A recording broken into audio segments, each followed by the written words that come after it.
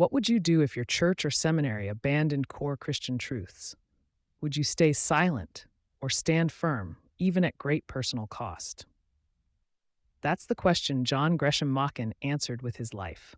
Born July 28, 1881, in Baltimore, Maryland, Machen was raised in a devout Presbyterian home steeped in scripture, classical learning, and Reformed theology. His early education, shaped by family devotions and the Westminster Shorter Catechism, laid the foundation for a lifelong passion for doctrinal integrity. After excelling in classical languages at Johns Hopkins University, Machen entered Princeton Theological Seminary in 1902.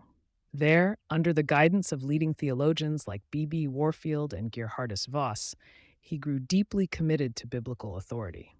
Later studies in Germany exposed him to theological liberalism, which initially unsettled him, but ultimately strengthened his belief in the supernatural truths of Christianity.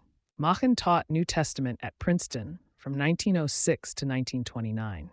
As liberal theology gained ground in the seminary and the broader Presbyterian Church, he became a leading voice defending orthodoxy.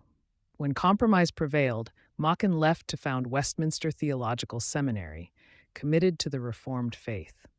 In 1933, alarmed by modernist trends in Presbyterian missions, he formed the Independent Board for Presbyterian Foreign Missions.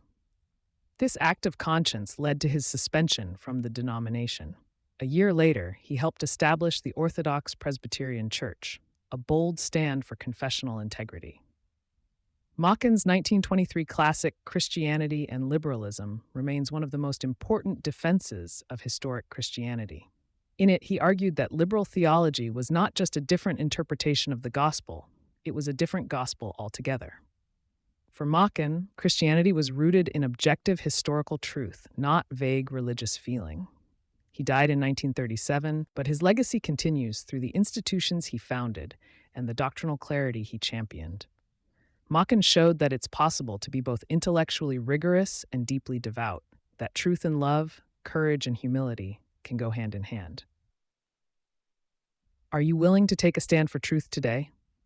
Let Machen's life challenge you to pursue sound doctrine, invest in faithful churches and schools, and hold fast to the gospel, no matter the cost. Like, share, and subscribe for more stories of Christians who stood firm for the faith once delivered to the saints.